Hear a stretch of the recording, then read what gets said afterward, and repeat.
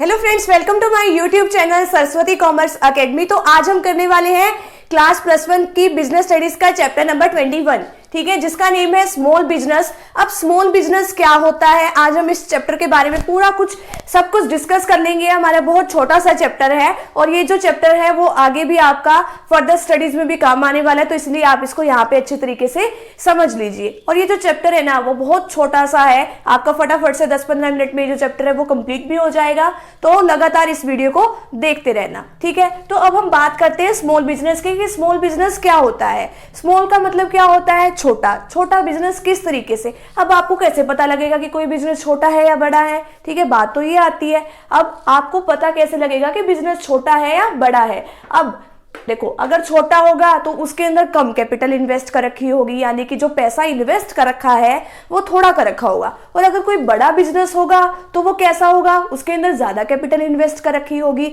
और अगर कोई छोटा बिजनेस होगा तो उसमें जो हमारे वर्कर जो काम करते हैं उनकी संख्या क्या होगी, कम। लेकिन जो बड़ा बिजनेस है उसके अंदर इसी तरीके से बड़ी इंडस्ट्रीज होगी, बड़े संख्या में वहां पे लेबर लगे हुए होंगे, तो सब कुछ यानी कि बहुत ज्यादा मात्रा में होगा, बहुत ज्यादा क्वांटिटी में होगा, बहुत ज्यादा वॉल्यूम में होगा, ठीक है। तो इस तरीके से हमें पता लग जाता है कि बिजनेस स्मॉल है या बिग। तो अगर बिजनेस छोटा है तो उसके अंदर कम कैपिटल की इन्वेस्टमेंट होती है और कम नंबर ऑफ वर्कर्स जो है वहां पे लगे हुए होते हैं। अब ये नहीं है कि वो छोटा बिजनेस है तो वो कुछ काम नहीं करता। अब जो छोटा बिजनेस है ना वो तो आज के टाइम में बहुत सारे काम जो है वो कर देता है, ठीक है। तो आज के टाइम में तो मॉडर्न, पहले तो वो कंज्यूमर गुड्स की डिमांड को पूरा करता था, आजकल तो वो इंडस्ट्रियल गुड्स की डिमांड को भी पूरा करने लग गया है, छोटे छोटे प्रोडक्ट्स बनाने लग गया है, जिसका फर्दर आगे बड़ी बड़ी मशीनरीज में यूज होता है। तो इस तरीके से काफी ज्यादा जो है इसके अंदर काम होने लग गया है। तो बिजनेस एंटरप्राइजेस में अब हम बात करते हैं स्मॉल एंटरप्राइज की। स्मॉल एंटरप्राइज में क्या है, अब इसको 3 पार्ट्स में कैटेगराइज कर रखा है, small scale industries, tiny sector and cottage industries. अब जो स्मॉल स्केल इंडस्ट्रीज है ना उसके अंदर प्लांट और मशीनरी में इन्वेस्टमेंट कितनी की होती है, 1 करोड़ रुपए की इसके अंदर इन्वेस्टमेंट होती है। और इसके अंदर बहुत ज्यादा संख्या में हम क्या लगाते हैं, लेबर्स लगाते हैं, नंबर ऑफ वर्कर्स थोड़े ज्यादा होते हैं, मशीन्स का यूज किया जाता है, जो मशीन्स है वो इलेक्ट्रिसिटी की हेल्प से चलाई जाती हैं, और वर्कर्स जो है हम उनको क्या देते हैं, बदले में वेजेस देते हैं, ठीक है। तो इस तरीके से हम इसको लिख सकते हैं और आप कोई भी ऐसा एग्जांपल लिख देना इसके अंदर, जैसे कि पानीपत में हैंडलूम इंडस्ट्रीज वगैरह है, और भी आपके बुक्स में जो भी एग्जांपल है वो आप इसके अंदर लिख सकते हो। नेक्स्ट है टीनी सेक्टर। टीनी सेक्टर के अंदर जो प्लांट और मशीनरी में जो इन्वेस्टमेंट होती है वो 25 लाख तक की होती है, और इसके अंदर जो गवर्नमेंट है वो भी काफी सारी इनको फैसिलिटीज प्रोवाइड करती है, जैसे इलेक्ट्रिसिटी कनेक्शन इनको प्रोवाइड करती है, और भी अगर इनको कहीं से फंड्स की जरूरत है फाइनेंशियल से वो भी प्रोवाइड करती है। और गवर्नमेंट क्या करती है कि अगर आपका कोई भी सामान खरीदना है तो हम आपको प्रायोरिटी देते हैं, हम वो सामान आपसे खरीद लेंगे, तो हर काम में इनको बेनिफिट मिलता ही है। कॉटेज इंडस्ट्रीज क्या होते हैं, ये बहुत छोटे लेवल पे होते हैं, ये फैमिली मेंबर्स खुद ही चलाते हैं ऐसे बिजनेस को, मतलब उन्हीं के ही परिवार के जो पर्सन्स है वो वहां पे काम करते हैं, तो आसानी से बिजनेस चलाया जाता है। इसके अंदर थोड़ी कम इन्वेस्टमेंट होती है और सारे फैमिली मेंबर्स इसके अंदर काम करते हैं, और मशीन्स का भी इसके अंदर कम यूज होता है। तो ये स्मॉल एंटरप्राइजेस के फर्दर आगे 3 पार्ट्स है। तो नेक्स्ट हमारे पास है role of small business in rural area. अब अगर स्मॉल बिजनेस हम ओपन करते हैं तो ग्रामीण इलाकों में उसका क्या क्या फायदा होता है। अब मोर एम्प्लॉयमेंट, अब आपको पता है जहां पे भी बिजनेस होगा वहां पे 4 लोगों को और काम मिलेगा, ठीक है। अब क्यों, क्योंकि वो सारा काम कोई अकेला पर्सन तो कर नहीं सकता, तो उसको दूसरे लोगों को रोजगार देना पड़ेगा, तो इससे जो एम्प्लॉयमेंट है वो जनरेट होता है, ठीक है। अब लोगों को इनकम मिलती है उससे काम करने के बदले में। Next economic strength. अब ये जो स्मॉल बिजनेस जो सेटअप करते हैं ना उसके अंदर बहुत कम कैपिटल की जरूरत होती है, बहुत कम लोकल रिसोर्सेज की जरूरत होती है, तो कोई भी इसको आसानी से सेटअप कर सकता है। और अगर कोई पर्सन इसको सेटअप करेगा तो अपने नीचे वो वर्कर भी काम करने के लिए रखेगा, तो दूसरे लोगों को भी काम मिलेगा, तो इससे इकोनॉमिक पोजीशंस क्या होती है, अच्छी होती है। Opportunity for artisan. अब आपको पता है कि गांव में जो कलात्मक जो चीजें हैं, यानी कि अच्छी अच्छी गुड्स, अच्छी अच्छी क्रिएटिविटी होती है उनके माइंड में, लेकिन उनके पास अपॉर्चुनिटी नहीं होती। अब अगर हम स्मॉल बिजनेस ओपन करके रखेंगे वहां पे, उनको लोगों को काम देंगे, तो वो अपनी दिखाएंगे ना कि हमें क्या क्या करना आता है, वो अच्छी अच्छी गुड्स बनाएंगे वहां पे, ठीक है, तो उनको भी अपॉर्चुनिटी मिलती है। नेक्स्ट है balance regional development. Balance regional development में क्या है कि जो स्मॉल सेक्टर में जो लोग काम करते हैं स्मॉल सेक्टर में काम करने का क्या बेनिफिट है, वो वहां के लोकल रिसोर्सेज का यूज करते हैं, तो कहीं पर भी इसको इजीली सेटअप किया जा सकता है। हम बैकवर्ड एरिया में भी इसको सेटअप कर सकते हैं, हम जहां पे अच्छा जो है एनवायरमेंट वहां पे भी सेटअप कर सकते हैं। तो इससे क्या होता है, बैलेंस्ड ग्रोथ होती है, यानी कि हर एक एरिया क्या होता है, डेवलप होता है। नेक्स्ट है promotion of standard of living. अब लोगों को काम मिलेगा, काम मिलेगा तो उनके पास पैसे आएंगे, पैसे आएंगे तो अच्छी क्वालिटी के गुड्स को यूज करेंगे, उससे उनका जो जीवन स्तर है, जो स्टैंडर्ड ऑफ लिविंग है, वो क्या हो जाएगा, वो इंक्रीज हो जाएगा।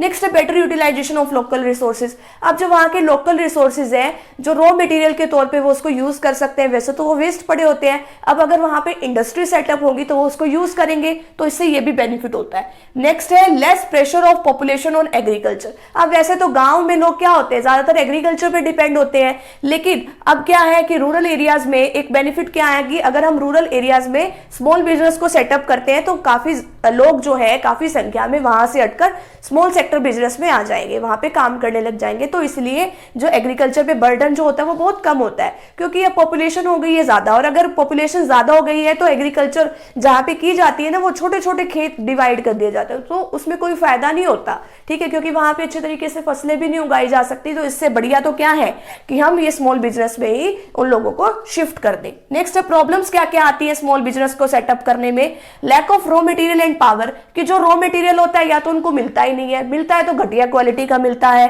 ठीक है। और गांव में अगर हमने इसको सेटअप कर लिया, जैसे इसमें बात थी कि बैकवर्ड एरियाज में अगर हम इसको सेटअप कर ले, वहां तो लाइट ही नहीं आती, बिना लाइट के मशीनरी कैसे चलेगी, तो इनको काफी दिक्कत आती है। नेक्स्ट है लैक ऑफ फाइनेंस, इनके पास इतनी फाइनेंस नहीं होता, इनके पास इतने पैसे नहीं होते। अगर ये कमर्शियल बैंक से लोन लेते हैं तो कमर्शियल बैंक तो सिक्योरिटी मांगता है कि हाँ भी अगर आपने नहीं दिया तो हम आपकी कम से कम सिक्योरिटी बेच के अपना पैसा तो ले लेंगे, ठीक है। तो इसलिए इनको किसके ऊपर डिपेंड रहना पड़ता है, जो गांव के दूसरे लोग हैं जो इनको लोन देते हैं, ठीक है, तो उनके ऊपर, जैसे साहूकार वगैरह, इनके ऊपर डिपेंड रहते हैं ये। और अगर ये इनके ऊपर डिपेंड रहते हैं तो ये बहुत हाई रेट पे इंटरेस्ट पे इनको लोन प्रोवाइड करते हैं, तो इनको फाइनेंस की भी दिक्कत आती है। नेक्स्ट है ऑल मेथड ऑफ प्रोडक्शन, ये अपने पुराने तरीके से प्रोडक्शन करते हैं, हाथ से बनाई हुई चीजों को ज्यादा पसंद करते हैं, तो इस तरीके से प्रोडक्शन इस तरीके से इनका होता है, ठीक है। तो ओल्ड मेथड है प्रोडक्शन का, तो अगर ये ओल्ड मेथड से प्रोडक्शन करते हैं तो इनकी जो प्रोडक्शन कॉस्ट है वो भी क्या होती है, ज्यादा होती है। मशीनों से फिर भी कॉस्ट कम आ जाती है, लेकिन अगर हम हाथ से प्रोडक्शन करते हैं तो कॉस्ट क्या आती है, इसमें ज्यादा आती है। नेक्स्ट है लैक ऑफ मार्केटिंग फैसिलिटीज। अब मार्केटिंग फैसिलिटीज का भी लैक है, ठीक है। अब देखो ये स्मॉल बिजनेस मैन होते हैं, तो इसलिए इनको पता ही नहीं होता कि कहाँ पे जाके सेल करें, किस तरीके से सेल करें, और किस तरीके की पैकेजिंग में लोग जो है ज्यादा सामान खरीदना पसंद करते हैं, ठीक है। तो इनके पास इतनी अच्छी स्किल्स भी नहीं होती कि कंज्यूमर के साथ बातचीत कर सके, और ये एडवर्टीजमेंट भी नहीं दे सकते क्योंकि खर्चा ज्यादा आ जाता है। तो अगर एडवर्टीजमेंट पे खर्चा नहीं करेंगे तो लोगों को पता ही नहीं चलेगा कि प्रोडक्ट है कौन सा है, तो इसलिए इनके पास जो मार्केटिंग फैसिलिटीज का भी लैक होता है, उनकी भी कमी होती है। Next lack of able entrepreneurs, यानी कि जो काम करने वाले हैं, जो बिजनेस को सेट करते हैं, जिसके दिमाग में बिजनेस सेट करने का आइडिया आता है, वो भी इतने एबल नहीं होते। यानी कि उनके अंदर भी ये थोड़ी है कि उन्होंने कहीं से ट्रेनिंग ले रखी है, उनको ये काम अच्छे तरीके से करना आता है, परफेक्ट होते हैं, परफेक्ट नहीं होते, वो तो बस ऐसे ही स्टार्ट कर लेते हैं, तो वो भी कम होता है उसके अंदर। तो अब अगर ये इनके मतलब ये अच्छे एंटरप्रेन्योर होते, ठीक है, अगर इन्होंने कहीं ट्रेनिंग ले रखी होती तो ये अच्छी मशीनरीज का यूज करते, अच्छे रॉ मटेरियल का यूज करते, अच्छी क्वालिटी का प्रोडक्ट बनाते,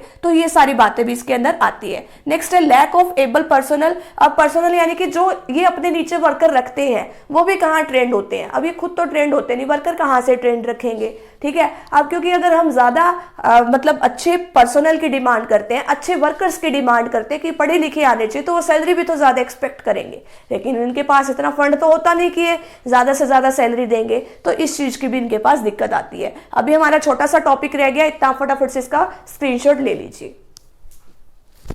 नेक्स्ट है government assistance and special schemes for industries in rural backward and hilly areas.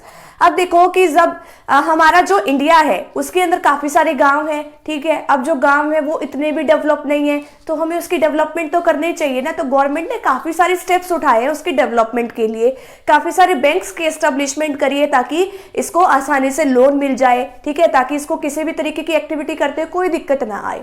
तो अब देखिए सबसे पहले तो इसमें टाइप्स ऑफ इंडस्ट्रीज बता रखी है कि कौन कौन सी जो रूरल बैकवर्ड और हिली एरियाज में कौन कौन सी इंडस्ट्रीज सेटअप की जाती है। फर्स्ट है agro based industries. Agro based का मतलब है एग्रीकल्चर से रिलेटेड इंडस्ट्रीज। अब जो एग्रीकल्चर से रिलेटेड इंडस्ट्रीज है, इसमें क्या किया जाता है कि जो एग्रीकल्चर से जो सामान बनाया जाता है उसके साथ हम उसके रिगार्डिंग हम कोई और नया सामान बना सकते हैं, यानी कि एग्रीकल्चर में जो प्रोडक्ट हमें मिल जाते हैं उनका यूज करके हम फर्दर आगे कोई ना कोई प्रोडक्ट हम बना लेते हैं। ठीक है, तो इस तरीके की इंडस्ट्रीज होती है। नेक्स्ट है कॉटेज इंडस्ट्रीज। कॉटेज इंडस्ट्रीज जो है वो घर के सदस्य ही चलाते हैं। ठीक है, और घरों में ही चलाया जाता है इस कॉटेज इंडस्ट्रीज को। और जैसे इसके अंदर कोई भी हम सूती कपड़ा वगैरह कुछ भी बना लेते हैं, हैंडीक्राफ्ट वगैरह जो है इसके अंदर बनाया जाता है। नेक्स्ट है khadi and village industries. Khadi and village industry, जैसे खादी के कोई भी सामान बना लिया तो इस तरीके का इसमें सामान जो है वो बनाया जाता है। इस तरीके की छोटी छोटी इंडस्ट्रीज होती है जो गांव में या फिर बैकवर्ड और हिली एरियाज में जो पहाड़ी इलाके हैं वहां पे बनाई जाती है। नेक्स्ट है स्पेशल असिस्टेंस। असिस्टेंस यानी कि हेल्प क्या प्रोवाइड की जाती है इन इंडस्ट्रीज को,